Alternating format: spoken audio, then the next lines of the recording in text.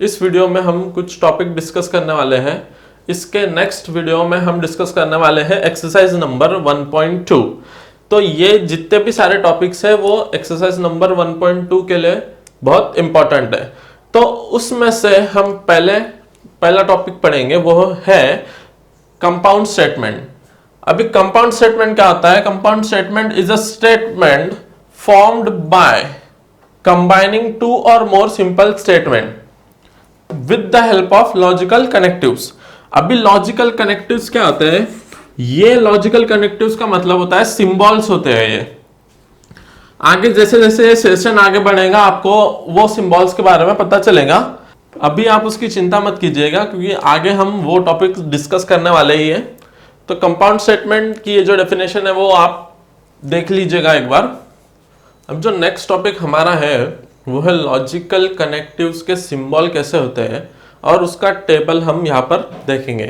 तो सबसे पहले जो होता है वो हमारा सेंटेंस में अगर एंड बट ऐसा आपको दिखता है तो इस सिंबल से रिप्रेजेंट होता है और उसे कंजंक्शन बोलते हैं। ठीक है, एंड बट दिखाई दिया तो कंजंक्शन, दिस सिंबल। और अगर हमारा सेंटेंस में रहता है तो उसे हम डिसजंक्शन बोलते हैं और उसे इस सिंबल से रिप्रेजेंट करते हैं। ठीक है, इफ एंड इफ ये dot dot then dot dot. अभी ये जो डॉट डॉट है एक्चुअली वो सेंटेंस आपको इस तरीके से मिलेगा कि if Sita is taller than Gita. If आ गया पहले, उसके बीच में थोड़ा सा सेंटेंस आ गया, देन आ गया, गीता आ गया। ठीक है, तो इफ और देन इस तरीके से आपको अगर सेंटेंस में दिखाई देता है तो फटाक से आपको समझ जाना है कि यहां पर इंप्लीकेशन आएगा।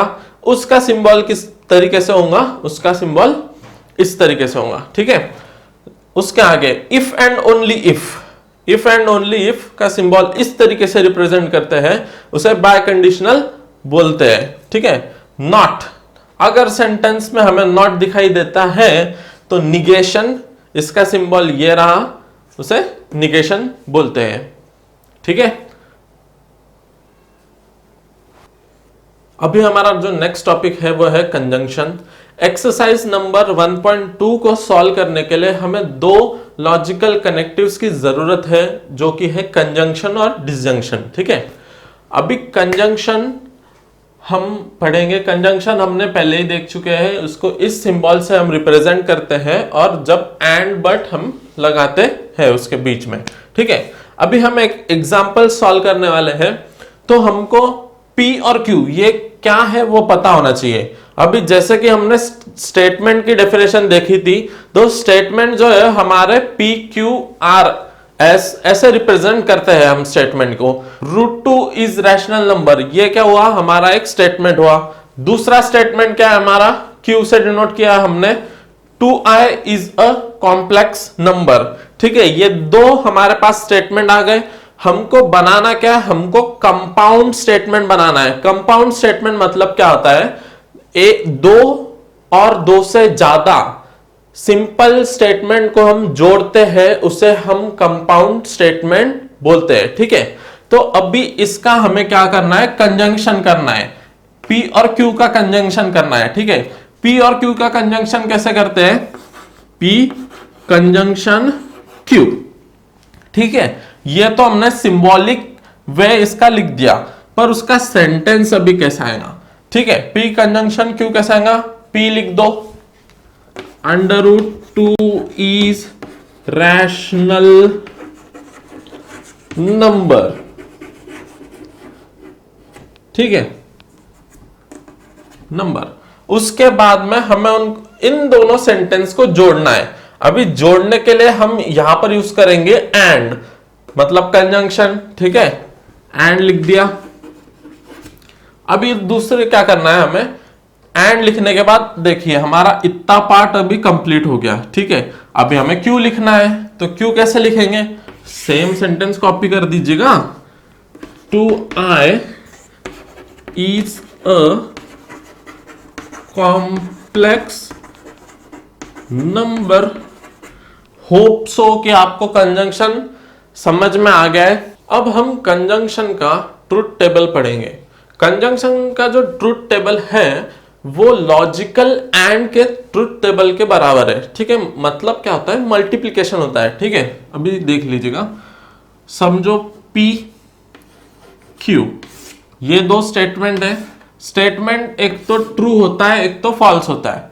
तो T T F F T F T F। अभी P कंजंक्शन Q, ये कैसा होगा, तो इन दोनों का मल्टीप्लाई करना है। अभी T और F को आप ऐसे भी कंसिडर कर सकते हो कि T जो है हमारा 1 है, F जो है हमारा 0 है।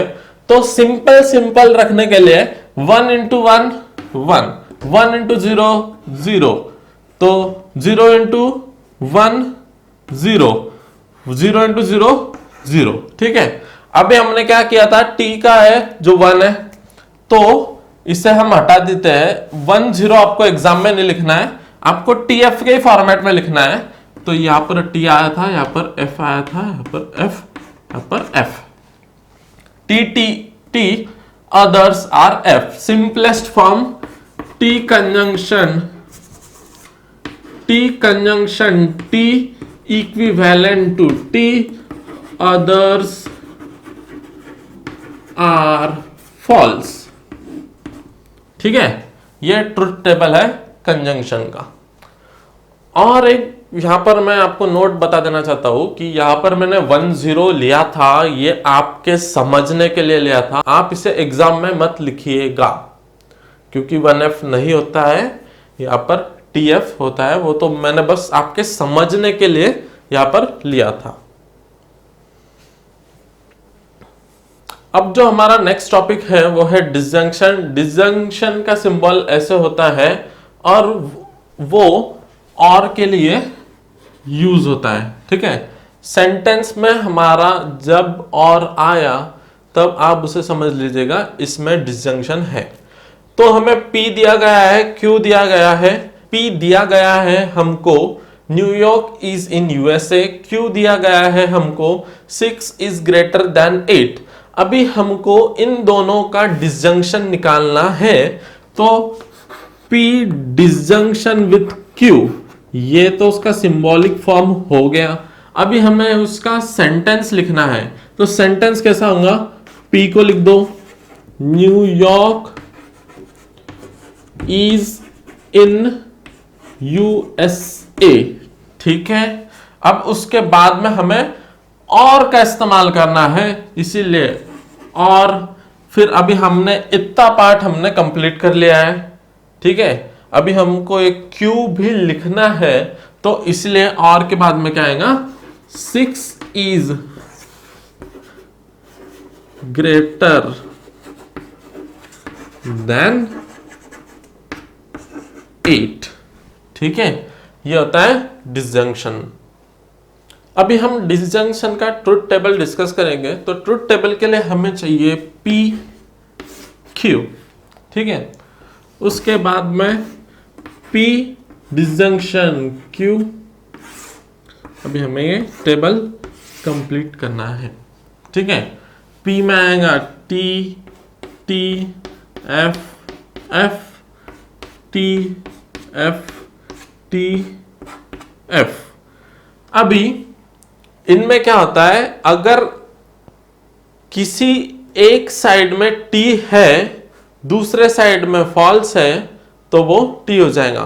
इसमें एक सिंपल ट्रिक याद रखने की ऐसी है कि F disjunction with F is equivalent to F others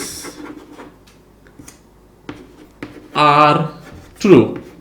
ठीक है, FF देखना है, FF मिल गया हमें, ये लिख दिया यहां पर फॉल्स, बाकी सब जो है वो ट्रू होते हैं। ठीक है, एक T है ट्रू, इसमें T है ट्रू, इसमें T है ट्रू, T दिख गया ट्रू, इसमें T है क्या, नहीं है, फॉल्स। सिंपल।